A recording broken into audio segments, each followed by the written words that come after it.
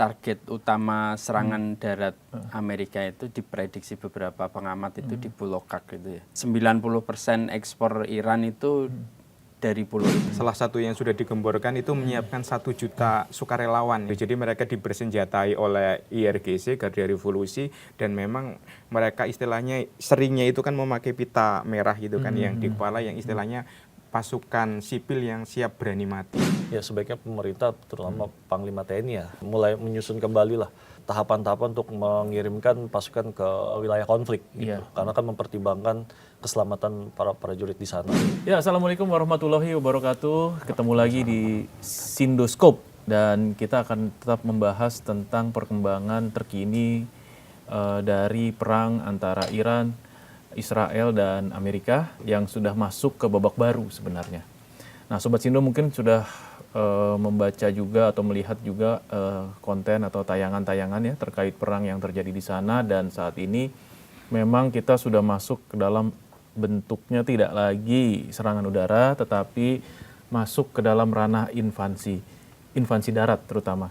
Dan menurut informasi, invasi darat sendiri sudah dilakukan oleh pasukan Israel ke Lebanon Selatan, yang kemarin juga akhirnya memakan korban dari pasukan perdamaian TNI di Unifil. Nah, ini kita akan bahas bagaimana sebenarnya perkembangan invasi darat ini. Apakah Amerika dan Israel akan berani melakukan invasinya langsung ke Iran, atau mungkin dia mengambil jalur pinggir dulu gitu ya. Nah, sudah ada di sini redaktur-redaktur senior dari Sindo News, ada Mas Andika, ada Mas Udin, dan juga ada Mas Cipto. Ya, kita mau diskusi santai nih, bahas-bahas tentang invasi darat. Nah, mungkin lewat Mas Andika dulu kali ya. Perkembangan sekarang itu seperti apa sih? Kalau kemarin kan gembar-gembor katanya ini hanya bluffing-bluffingnya Israel dan Amerika aja nih soal invasi darat. Tapi pada kenyataannya seperti apa sih, Mas? Iya, kalau laporan terbaru yang dikabarkan The Times dari Inggris itu menyatakan bahwa Trump itu dikabarkan akan melaksanakan invasi daratnya pada Good Friday, jadi pada waktu Jumat ini kan. Kalau ini kan Jumat, Sabtu, Minggu, jadi memang hari-hari bersejarah pada untuk agama Nasrani dan Yahudi itu kan ya. Jadi akan mengambil momen tersebut. Ini kan baru prediksi ya, karena informasi dari beberapa sumber menyatakan demikian. Tetapi faktor lainnya itu kan menunggu kapal itu USS Tripoli ya. USS Tripoli itu kan kapal induk yang berskala sedang, tetapi kapal USS Tripoli itu berbeda dengan kapal induk lainnya, tapi dia kapal induk yang bisa mendarat di pantai. Dan kapal induk itu bisa istilahnya mengangkut tank-tank amfibi dan bisa langsung terjun langsung ke darat itu kan. Dan memang beberapa skenario yang dimainkan oleh Amerika dari beberapa sumber di itu kan Pentagon di Washington yang sudah diberitakan oleh banyak media internasional kan, bahwa Amerika kan menginvasi kan bukan daratan Irannya secara langsung, tetapi ada beberapa pulau. Pulau utama yang ditarget itu kan Pulau Kak gitu ya. Pulau Kak itu merupakan pulau jantung perekonomiannya Iran. Karena kan di situ hampir 30 sampai 40% minyak Iran itu kan disuplainya kan dari situ, dari Pulau Kak. Pulau Kak itu kelihatannya kalau di Selat Hormuz itu pulaunya sangat kecil dan penduduknya tidak terlalu banyak. Dan beberapa hari sebelumnya itu, beberapa minggu sebelumnya kan juga sudah menjadi target ya, target pengeboman. Selain Pulau Kak tersebut itu ada Pulau Qasim ya. Kalau Qasim itu yang berdekatan dengan Bahrain itu. Cuma kalau Pulau Qasim itu kelihatannya agak mustahil kalau untuk diinvasi karena pulaunya terlalu besar dan penduduknya juga banyak sampai puluhan ribu, dan di Pulau Qasim itu juga menjadi kota rudal bawah tanahnya Iran itu. Selain Pulau Qasim itu ada juga Pulau Lakat itu juga menjadi target. Sebenarnya itu ada 6 target pulau terluar yang kemungkinan itu akan diinvasi oleh Amerika. Jadi pertaruhan invasi darat itu kan untuk menjaga untuk menjaga marwah agar tidak terlalu malu gitu loh. Agar tidak malu perang kok cuma udara terus menerus, hingga perlu ada invasi darat, dan invasi daratnya ya dengan ke pulau-pulau tersebut itu, pulau terluar. Dan itu memang pulau-pulau yang memang strategis di Selat Hormuz, terutama karena memang kan Iran juga memainkan peran politiknya ya, dan juga peran ekonomi internasional ya untuk membatasi distribusi minyak di selat tersebut. Nah, apakah dari nanti ke depannya ya, apakah nanti ketika pulau-pulau itu dikuasai oleh Amerika dan Israel itu akan memperlancar distribusi BBM gitu misalnya, Mas Udin? Kalau target utama serangan darat Amerika itu diprediksi beberapa pengamat itu di Pulau Cook gitu ya. Iya. Kalau pulau-pulau lain kan nilai strategisnya rendah ya. Kalau Pulau Cook itu 90% ekspor Iran itu dari pulau itu, karena di sana ada kilang minyak, ada stasiun terminal pelabuhan untuk kapal-kapal tanker. Jadi target Amerika ini kan menghancurkan ekonomi Iran. Jadi ketika itu disikat, 90% ekspor minyak Iran langsung lumpuh.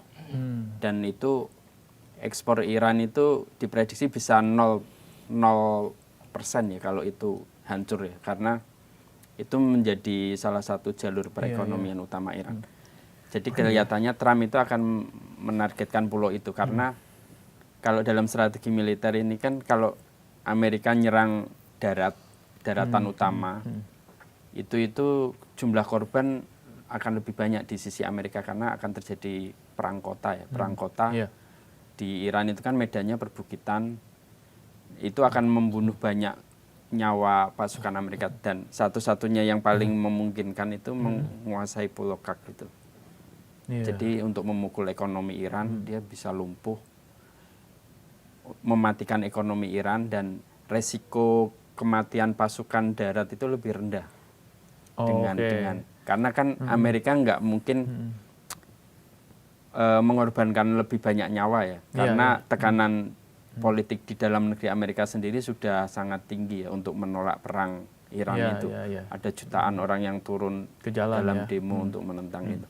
Dan ini kan mendekati pemilu sela. Pemilu sela ini jadi pertaruhan Trump. Kalau dia Republik kalah di pemilu sela, Kongres akan dikuasai oleh Demokrat, dan itu akan menyulitkan kebijakan Trump dan bisa dia pemakzulan terhadap Trump itu. Artinya invasi darat ini kan kalau Trump sendiri bilang perang ini akan berlangsung 2 atau 3 pekan lagi.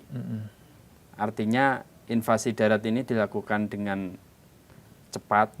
Dia memukul ekonomi Iran, merusak ekonomi, dan membuat Iran kan kesulitan melakukan ekspor lagi, minimal perlu. Berarti ini strateginya agak sedikit berbeda dengan negara-negara lain ya di Timur Tengah yang pernah diinvasi ya. Artinya tidak sampai ke jantung pusat kotanya. Tidak sampai ke Teheran. Tidak sampai ke Teheran ya. Berarti rezim bakal sulit dong untuk dijatuhkan kalau gitu ya? Iya, jadi kan di awal perang kan Trump ngomong targetnya adalah perubahan rezim. Lah, setelah dalam perjalanan perang targetnya berubah. Target kita bukan perubahan rezim. Rezim sudah berubah, walaupun perubahannya itu justru lebih muda ya. Kan anaknya lebih muda. Lebih muda ya. Jadi Trump bilang bukan perubahan rezim. Terus Trump bilang lagi targetnya menutup Selat Hormuz. Ketika beberapa hari berjalan ternyata dia tidak bisa mengatasi langkah Iran, dia ngomong lagi targetnya bukan menutup Selat Hormuz. Jadi Trump berubah lagi. Kalau mau karena akhirnya. Dan NATO kan tidak mau mendukung Amerika untuk membuka Selat Hormuz. Jadi Trump itu strategi negosiasinya dia menekan dulu, terus ketika emang itu tidak bisa terlaksana, dia mengurangi target-target. Tapi ini menarik juga ya ketika tidak hanya Amerika, mungkin Amerika belum melakukan pergerakan yang signifikan ya, karena tadi menunggu Good Friday yang jatuh dalam pekan ini kan. Tapi ternyata Israel sendiri sudah melakukan invasi terbatas ya, bisa dibilang gitu ya, invasi terbatas terhadap Lebanon. Nah ini yang juga akhirnya juga memakan korban tentara perdamaian dari Indonesia ya di UNIFIL yang memang bermarkas di situ gitu. Nah ini menurut Mas Cipto gimana Mas? Iya, memang dalam sebuah peperangan ya, perang itu baru bisa dikatakan menang itu kalau pasukan darat sudah menguasai wilayah secara de facto. Nah itu biasanya pasukan darat infanteri itu dikerahkan gitu. Selama belum menguasai satu daerah, itu belum bisa dikatakan menang gitu. Nah, serangan yang terjadi Israel itu terhadap Lebanon itu yang akhirnya menggugurkan menyebabkan 3 prajurit TNI gugur itu kan karena ada serangan dari pejuang-pejuang Hizbullah ini. Ya, Karena 3 proksi Iran ini sudah melakukan penyerangan, sudah sepakat gitu kan antara Iran, Hizbullah dan Houthi Yaman ini melakukan penyerangan terhadap Israel. Nah, ini menjadi serangan balik dari jadi kemungkinan ya Houthi Yaman juga akan jadi sasaran selanjutnya dari Israel. Iya. Nah, tapi kalau dilihat nih Mas Cipto nih, kita bahas sedikit ya soal yang UNIFIL ini ya. Kita tahu pasukan perdamaian ini sebenarnya itu sedikit lagi mau ditukar ya, maksudnya mau pergantian shift ya di sana ya gitu. Dan sebenarnya kan pasukan ini adalah pasukan penjaga perdamaian dan pasukan yang ditaruh di situ pada saat terjadi gencatan senjata. Nah, tetapi yang terjadi saat ini ya Mas Muani kan, yang terjadi saat ini kan sebenarnya kan ini memang sudah terjadi perang terbuka. Nah, ketika ada gencatan senjata, apakah memang sebaiknya pasukan UNIFIL ini yang ada di sana itu ditarik gitu?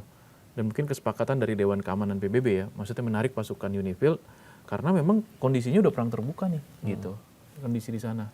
Bukan lagi soal gencatan senjata, menjaga gencatan senjata gitu. Memang udah terbuka sekali perangnya dan semua orang mengklaim dan semua orang menunjuk pelakunya gitu. Sampai sekarang kan juga masih lakukan investigasi kalau nggak salah ya. Ya siapa pelakunya kira-kira. Nah, itu gimana itu? Ya memang sebaiknya pemerintah ya Panglima TNI segera mengambil keputusan segera ya untuk memindahkan, mengevakuasi prajurit-prajurit TNI kita yang berada di sana ke daerah yang lebih aman. Itu bisa dilakukan? Bisa. Oh, oke. Bisa. Tanpa harus persetujuan dari Dewan Keamanan PBB? Ya itu harus ada koordinasi lagi ya agar hal itu penting supaya tidak ada lagi korban jiwa. Sebab yang informasi yang saya terima itu salah satu korban yang meninggal itu adalah perwira Kopassus. Gitu. Itu kan sangat disayangkan ya. Gitu. Perwira putra-putra terbaik bangsa Indonesia gitu yang menjalankan misi perdamaian tapi tidak mendapat perlindungan yang semestinya gitu. Dan memang kondisinya seperti apa sih Mas Udin, Mas Andika? Kalau kehadiran tentara Indonesia yang di UNIFIL di Lebanon itu kan memang tanggung jawabnya kan menjaga perdamaian. Iya kan, menjaga perdamaian. Ketika memang itu ditarik, misalnya mungkin kalau ditariknya ke pangkalan yang lebih aman, mungkin bisa ya kayak seperti itu. Tetapi kalau ketika ditarik ke seluruh istilahnya ditarik dari Lebanon, nanti khawatirnya ya Israelnya akan merang semakin ini.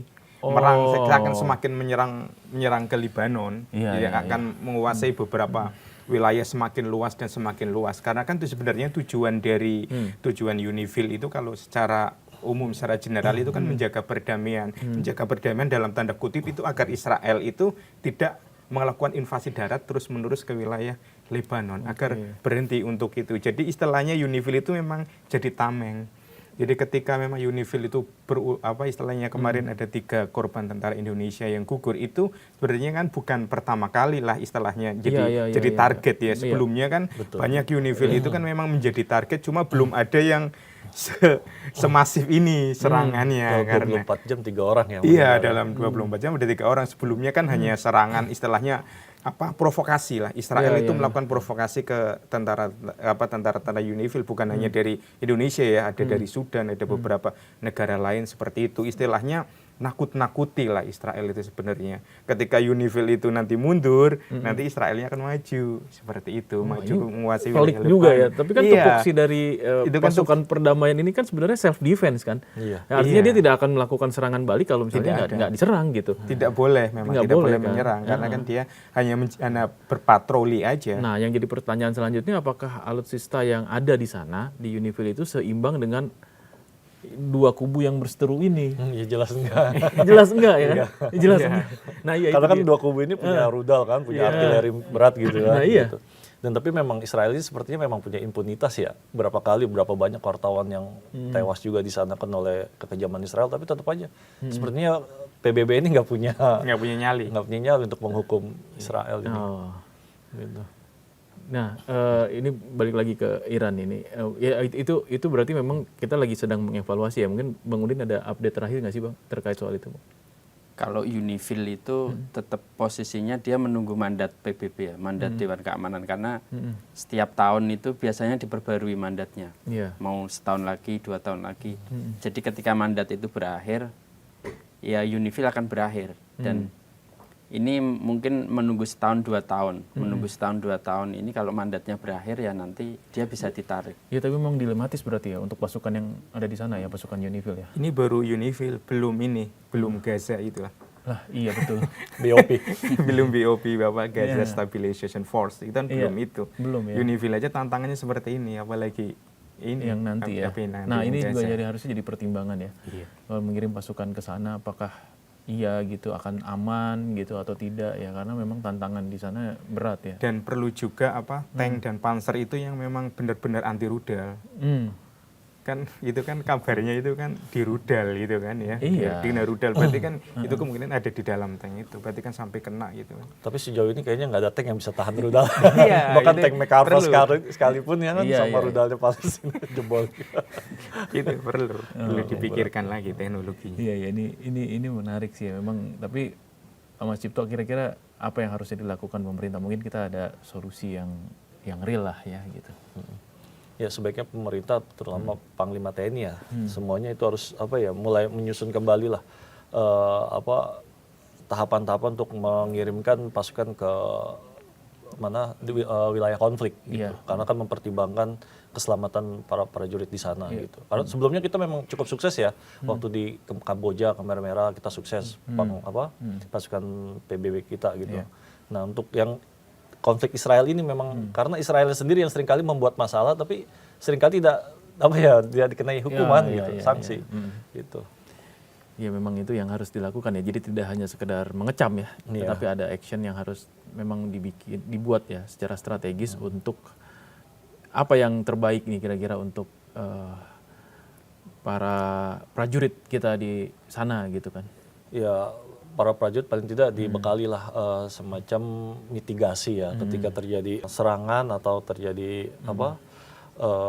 gempuran dari tentara Israel, karena di militer itu ada semacam kayak cumemu harus menguasai cuaca, medan dan musuh gitu. Jadi kita harus menguasai itu. Jadi cumemu. Gitu. Jadi ketika prajurit dihadapkan pada situasi darurat, mereka tahu harus melakukan apa gitu. Evakuasi kemana gitu. Seperti itu sih. Ya itu satu hal ya. Memang ini jadi akhirnya dimensi perangnya jadi banyak ya. Tidak hanya persoalan dengan Iran, tapi juga ada persoalan dengan Lebanon gitu ya. Tambah lagi dengan pasukan perdamaian gitu. Nah balik lagi ke tadi ya invasi yang akan dilakukan di Iran ini dengan pulau-pulau tadi Mas gitu. Itu kira-kira nanti apa yang akan dilakukan Iran apabila itu benar-benar terjadi? Iya, kan Iran kan sudah menyiapkan beberapa strategi ya. Salah satu yang sudah digemborkan itu menyiapkan 1 juta sukarelawan ya. Jadi dari mana itu? Iya, bukan tentara ya. Kalau tentara Iran kan ada 2 ya. Itu yang IRGC sama yang tentara nasionalnya. Itu kan mereka kan kurang lebih ada 400 ribuan gitu. Itu ada 1 juta itu sukarelawan terutama itu sukarelawan Basij. Basij itu kan sukarelawan Syiah yang memang mereka itu kayak milisi bersenjata. Itu jadi mereka dibersenjatai oleh IRGC, Garda Revolusi, dan memang mereka istilahnya seringnya itu kan memakai pita merah gitu kan yang di kepala, yang istilahnya pasukan sipil yang siap berani mati. Itu kan udah kabarnya itu kan menyiapkan 1 juta itu kan di sepanjang daratan gitu. Jadi udah menyiapkan ketika Amerika menginvasi misalnya Kark ataupun Qasim itu ya mereka akan istilahnya siap untuk melakukan serbuan itu langsung, maksudnya face to face itu loh. Jadi perang langsung berhadapan. Sampai sekarang pasukan Iran itu sudah berkumpul belum di pulau-pulau itu?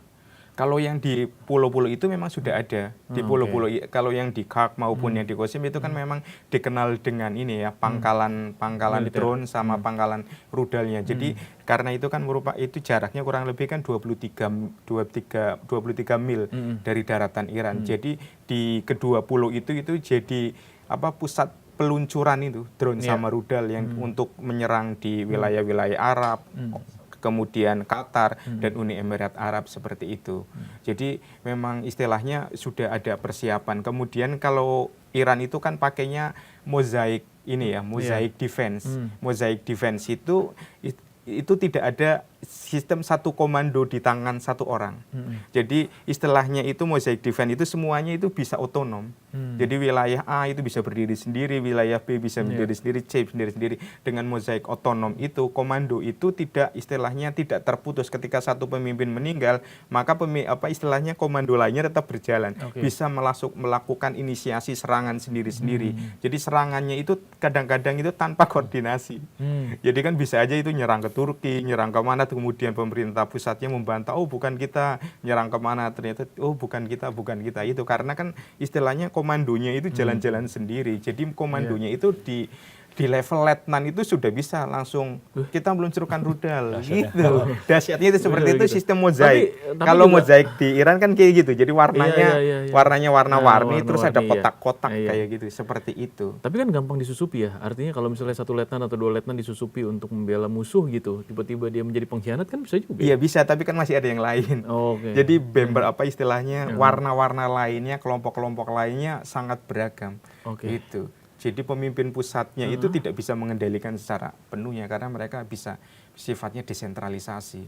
Dan itu kan karena sistem pertahanan Iran itu belajar dari perang Irak sama perang Afghanistan. Jadi seperti itu. Jadi ketika perang Irak Afghanistan, istilahnya kepala ularnya udah dipotong, udah hancur gitu kan. Nggak boleh kayak gitu. Kita belajarnya desentralisasi militer. Ini kembali lagi ke Lebanon gitu. Berarti kemungkinan Iran ini juga pasti akan membantu Lebanon kan dari invasinya Israel. Kalau selama ini sih memang proksi Hizbullah itu memang penyuplai senjata dan teknologi itu dari Iran. Jadi itulah yang ditakuti oleh Amerika dan Israel karena sekarang ini kan proksi Iran aktif semua. Jadi ketika proksi itu aktif semua, serangannya multidimensi ya, multi arah, multi sektor ya. Ada Irak, di Irak Iran punya milisi, di Lebanon Hizbullah, ada Hamas, ada Houthi Yaman. Artinya ini sekarang ini semua proksi Iran dia aktif. Houthi kan sudah mulai menyerang Israel juga, sudah mendeklarasikan lagi setelah. Jadi sebenarnya proksi-proksi ini juga disupport senjata dari Iran ya? Ya senjata dan teknologi rudal itu, teknologi drone itu dari Iran. Karena kesamaan ideologi sih kalau saya lihat sama-sama Syiah itu ya. Jadi ada ikatan emosional yang tinggi. Bahkan tidak menutup kemungkinan Syiah-Syiah yang ada di tanah air ini, di Indonesia ini bisa jadi kan mungkin itu juga harus